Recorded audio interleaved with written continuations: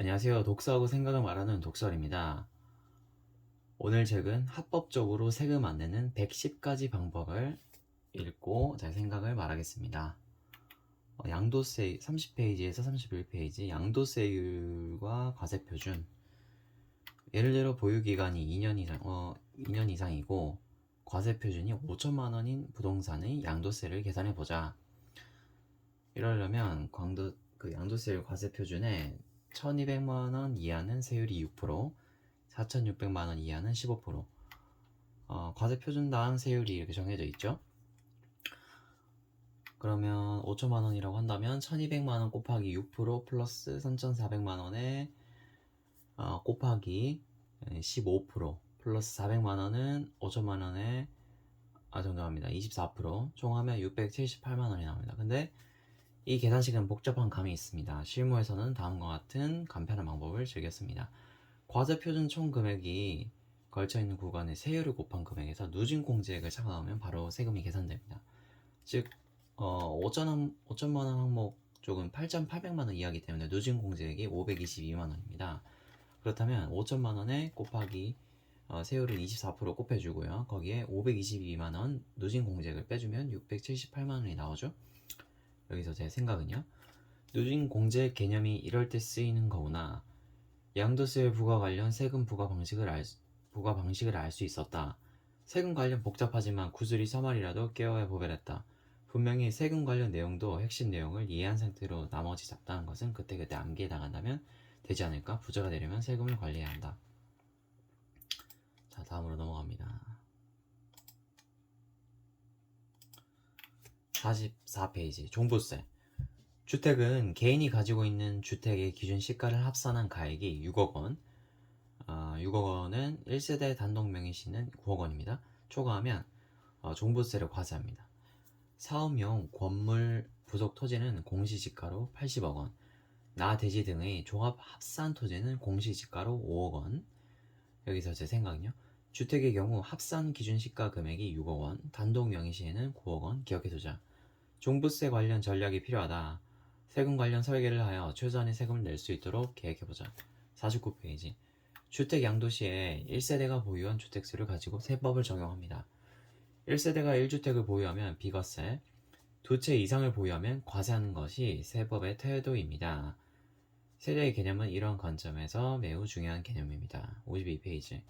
예시, 부모 소유 주택의 기준 시가로 5억 원, 자녀 소유 주택의 기준 시가로 3억 원, 세대 분리 시 아래와 같이 과세 방식이 바뀝니다. 종부세는 개인별로 과세되므로 세대 분리와 관계없습니다. 자, 예를 들어서 세대 분리 전에는 종부세가 영향이 없고요. 양도세는 과세가 됩니다. 1세대 2주택이기 때문이죠. 근데 만약에 세대가 분리된다면 종부세 영향 없고요. 양도세 비과세 가능합니다. 왜냐하면 1세대 1주택자로 변하기 때문입니다. 세대 분리만 되더라도 양도세 감면이 가능하겠죠.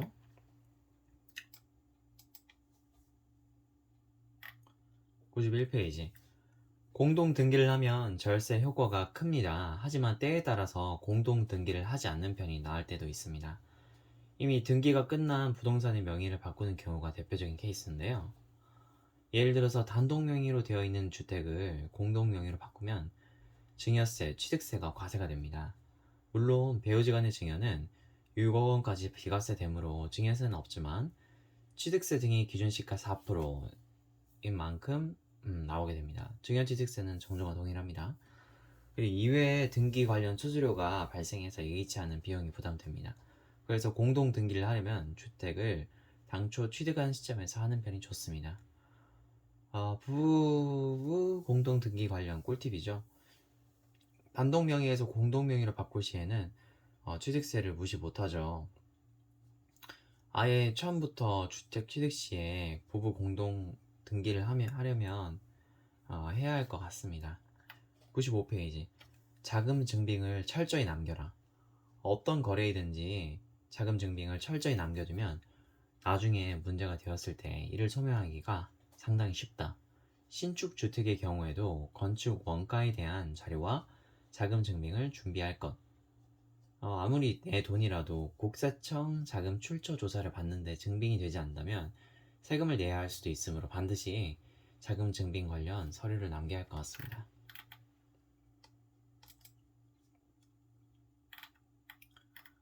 다음 127페이지. 임대사업자와 비임대사업자의 비과세 요건 비교를 해보겠습니다. 양도세 기준입니다. 자, 임대주택 사업자의 거주용 주택은 2년 거주, 전국으로 적용되는 케이스고요. 다음으로 비임대주택 사업자의 보유주택은 1세대 1주택자는 2년 보유하면 비과세가 적용되는 일시적 2주택에 대한 비과세를 받기 위해서는 새로운 주택을 산 날로부터 3년 내에 종전주택을 처분해야 합니다. 새로운 주택을 산 날이라고 한다면 새 주택은 기존 주택 취득일로부터 1년 이후에 취득해야 합니다. 양도세 비과세 요건이 최근에 또 바뀐 걸로 알고 있지만 일단 제가 가지고 있는 책 2017년 기준으로 학습자 적습니다. 기본 정도로 익혀놓고 추후에 세금 관련 변동사항은 개별적으로 공부할 예정입니다. 1세대 1주택자 2년 비과세에 있어서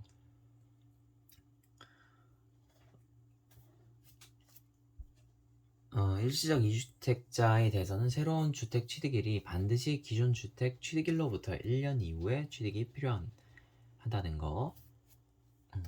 129페이지에서 130페이지. 3억 원 이하의 전세 보증금에 대해서는 소득세가 과세되지 않습니다. 소형주택은 과세되지 않고요.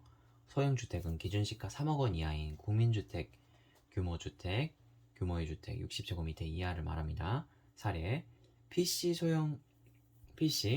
소형주택 외에 주택 세채 임대 보증금 5억 원, 과세 소득은 이자율 1.6%, 세채 모두 임대 기간이 365일 가정입니다. 계산식 3억 원 초과 보증금 곱하기 60% 곱하기 이자율 1.6%, 거기서 마이너스 임대 관련 발행이자 한 번 배당당 임대 관련 발생이자입니다. 계산해보면 5억에서 빼기 3억 원, 거기 60% 곱해주고 1.6%, 임대 관련 발생 이자는 따로 없어서 1억 2천에 곱하기 1.6% 해주면 192만 원이 나옵니다. 전세 보증금, 소득세 관련, 과세 관련 참고해주면 좋을 것 같습니다. 다음으로 137페이지. 보유세가 고지되었다면 고지세를 분석할 것. 재산세나 종부세 과세 대상 선정이나 과세 방식이 잘못되어 있는 경우가 있습니다.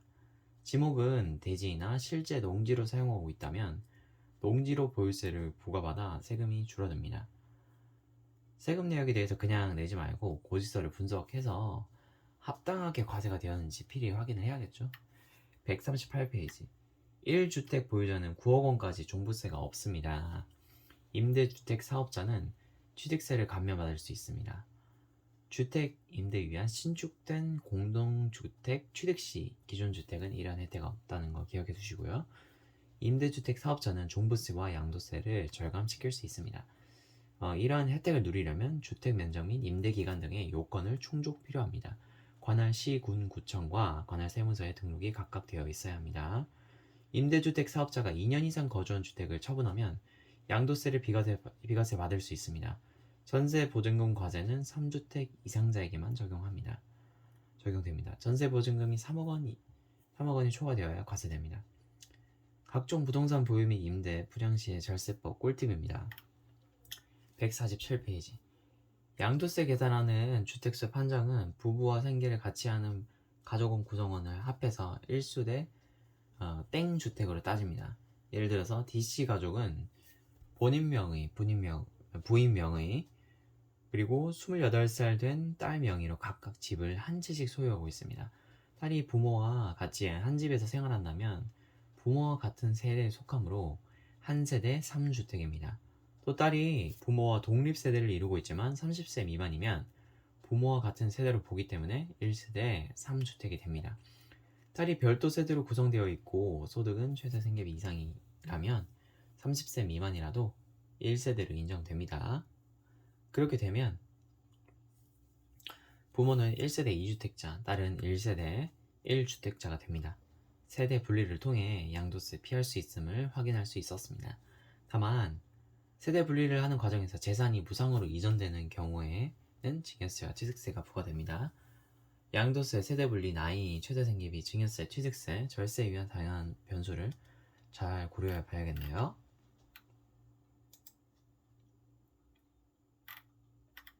자, 137페이지.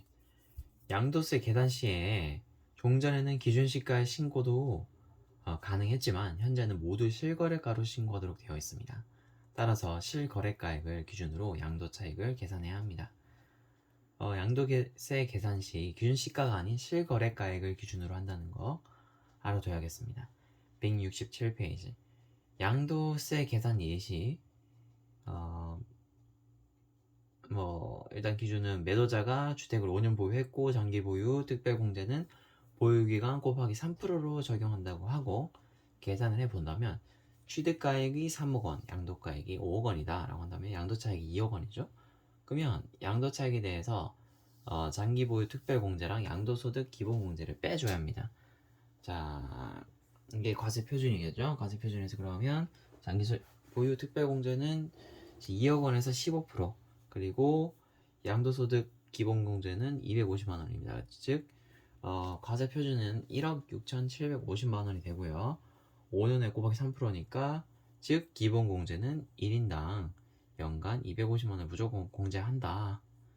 그렇다면 세율을 한번 볼게요. 보유기간 1년 미만은 50%, 주택은 40%, 보유기간 1에서 2년 미만은 40%, 주택은 6에서 40%, 보유기간 2년 이상은 6에서 40%, 비사업용 토지는 16에서 50%, 위등기 양도는 70%.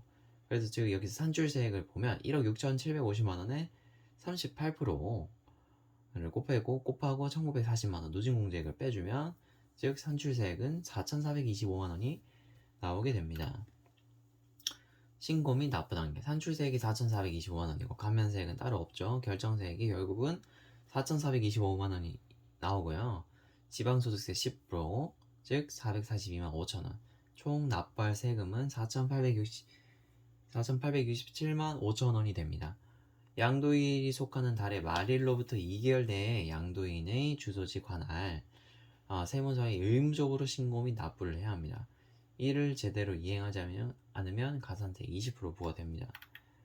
양도소득세 계산 방법에 대해 자세히 알아봤습니다. 이걸 뿌리로 기억해두고 나머지 변수에 대해서는 학습해야겠습니다. 양도 차익이 2억이라고 한다면 양도소득세가 5천만원, 즉 매도자가 매도하면서 얻은 이익은 1억 5천만 원이라고 보면 될 것 같다. 177페이지. 자본적 지출액이란 해당 자산의 가치를 증대시키는 대수선비를 말하며 필요경비로 공제가 가능하다. 자산의 내용 연수를 연장시키거나 당해 자산의 가치를 현실적으로 증가시키기 위하여 지출한 다음과 같은 수선비는 모두 필요경비로 인정. 예를 들어서 아파트 베란다 세시비, 홈오토 설치비, 건물의 난방시설을 교체한 공사비, 방 확장 등의 내부 시설 개량 공사비 또는 보일러 교체 비용, 자바라 및 방범창 설치 비용, 사회통념상 지불된 것으로 인정되는 발코니 세시 설치 대금, 자본적 지출에 해당하는 인테리어 비용 등.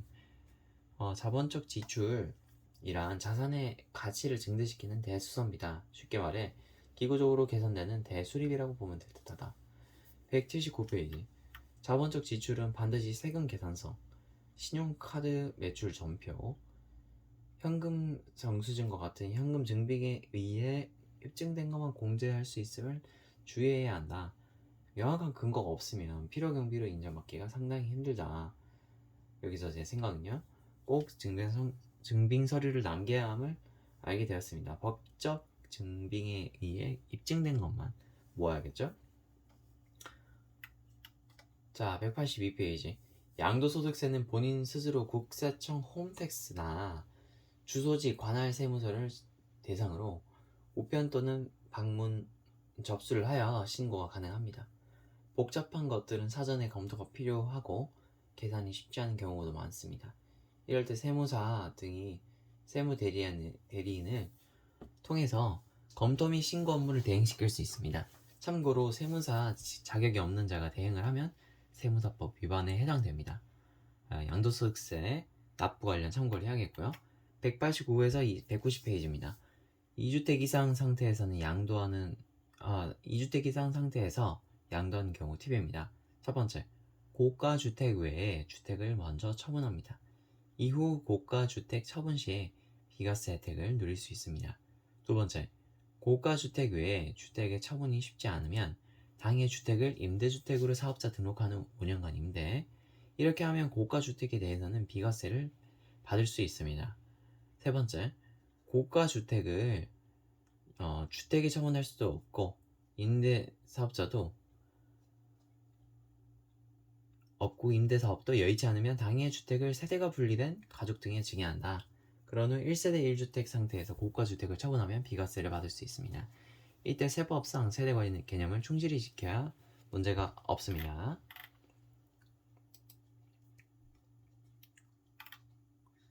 205에서 210페이지.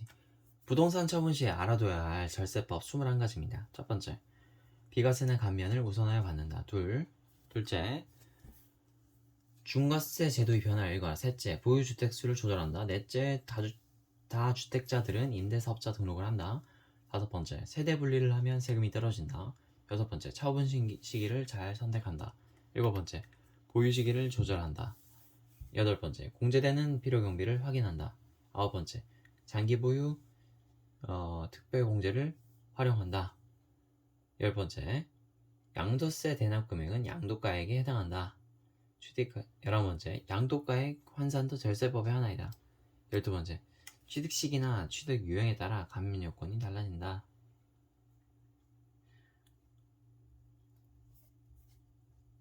전문가를 통해서 확인해야겠죠. 13번째, 바뀐 양도세 신고 방법이 유의합니다. 2개월 이내 신고 꼭 해야 하고요. 14번째, 합산 과세에 유의합니다. 1회, 2회 이상 누진세율 적용 대상 자산 양도 시에.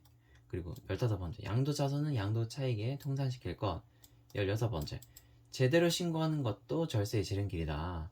17번째, 허위 계약서는 NO. 18번째, 증여받은 부동산은 5년 후에 처분. 19번째, 가족 간의 거래 시 양도 또는 증여 중에서 선택. 과거 신고한 것도 돌려받을 수 있다. 21번째, 계약 전에 미리 세금 문제 검토. 이번 중과세 제도 변화 지속적으로 변화를 꼭꼭 확인해야겠죠. 지속적으로 변화하기에 수시로 최신 정보를 체크할 필요가 있습니다. 부동산 처분할 때 꿀팁 숙지합시다. 228페이지. 많은 사람들이 입주권을 양도하면 비과세를 적용받을 수 있는지 궁금해합니다. 주택은 1주택일 경우 비과세 요건을 갖추었다면 확실히 비과세를 받을 수 있습니다. 그런데 입주권은 권리에 해당하므로 비과세를 받을 수 있는지 헷갈려하기 때문이죠. 입주권은 주택에 가깝습니다. 따라서 입주권도 비과세 여건을 갖추면 비과세를 적용하는 것은 당연합니다.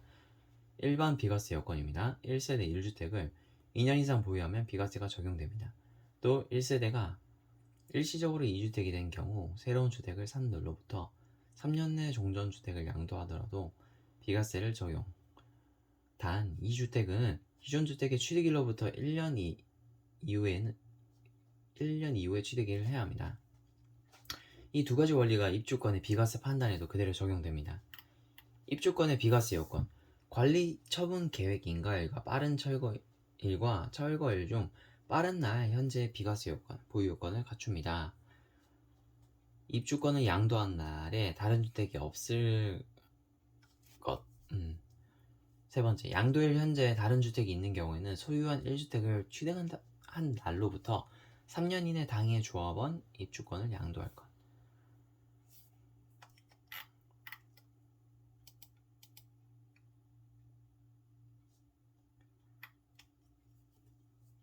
250페이지. 임대사업자 등록을 하지 않으면 세금에서 자유롭다. 소득세나 보험료 등이 발생하지 않기 때문이다. 하지만 현실적으로 문제가 많다. 신규 분양의 경우 분양업체가 세금 계산서를 발행하지 않으면 불이익을 당한다. 임차인의 세금 계산서나 영수증 발행 요구를 거절할 수 없다. 그리고 거래 상대방이 사업자 등록을 내게 되면 필수적으로 임대차 계약서가 세무서에 들어가기 때문에 더더욱 그러하다. 따라서 사업자 등록은 할 수밖에 없다. 다주택자에게 임대사업자 등록을 한다는 것은 좀 애매했다. 그런데 이런 의문이 좀 생겼다. 전세를 살고 1주택자를 1주택을 월세나 전세를 돌리는데 임차인이 이 나에게 세금 계산이나 영수증 발행 요구하면 어떻게 되는 걸까? 무조건 1주택으로 임대를 해도 사업자 등록을 해야 하는 건지 좀 의문이 드네요. 282페이지. 농지가 주거지역 등으로 편입되면 농지의 성격이 바뀌게 됩니다. 따라서 이에 대해서 감면을 배제하는 것이 원칙입니다. 따라서 일부의 농지에 대해서는 감면을 허용합니다. 보통 편입일로부터 3년 내에 양도하는 경우에는 취득일로부터 편입일까지 양도소득 금액에 대해서 감면을 적용합니다. 3년이 경과한 후에는 양도 시에 원칙적으로 감면을 배제합니다. 주택 관련 세금만 관심 있게 봤는데 토지 관련 또 알면 나쁠 것이 없을 듯. 상속 농지는 상속 개시일로부터 3년 내에 양도하면 감면을 받을 수 있습니다. 8년 이상 작용한 농지를 상속받는 경우에는 상속인이 농사를 계속 지으면 언제든지 양도에도 감면을 적용받을 수 있습니다. 비농업인이라 이런 농지를 상속받을 경우에는 상속 개시일로부터 3년 내에 처분하면 8년 작용 농지에 대한 감면을 받을 수 있습니다. 돌아가신 분의 작용 기간을 승계받을 수 있는 특례가 적용되기 때문이죠.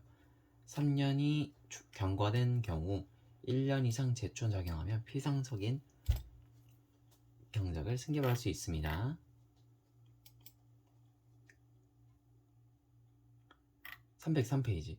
상속 자산이 50억 원, 과세 표준이 40억 원, 상속 공제가 10억, 상속세율이 50%, 즉 누진 공제액은 4억 6천만 원입니다. 상속세는 약 15억 4천만 원. 그런데 만일 이 중에 10억 원을 자녀에게 증여했다면 상속세 과세 표준 30억 원, 증여 공제 10억, 상속세율 50%, 누진 공제액 4억 6천만 원. 증여세 과세 표준 기준 9억 5천만 원, 증여 공제는 5천만 원, 증여세율 30%, 누진 공제액 6천만 원. 상속세 약 10억 4천만 원, 증여세 약 2억 2,500만 원, 총 세금이 12억 6천만 원, 6,500만 원. 이런 결정으로 약 2억 7천만 원 정도의 상속세가 줄어듭니다. 재산 전체를 상속하는 것과 증여 플러스 상속하는 것 둘 사이에 금액을 비교하여 절세 전략을 짜야 할 듯합니다. 증여세가 상속세보다 세율이 높으나 상속공제가 증여공제보다 훨씬 높으므로 내 재산 기준으로 온전한 상속이 맞을지 증여도 어느 정도 해두고 상속이 맞을지 판단해야 할 듯합니다. 310에서 311페이지. 현재 매매 사례가액으로 확인되는 3억 원, 현재 기준 시가는 2억 원, 실제 취득가액은 1억 원짜리 부동산을 배우자에게 증여해줍니다. 증여를 받은 배우자가 증여일로부터 5년 뒤 4억 원에 양도했습니다.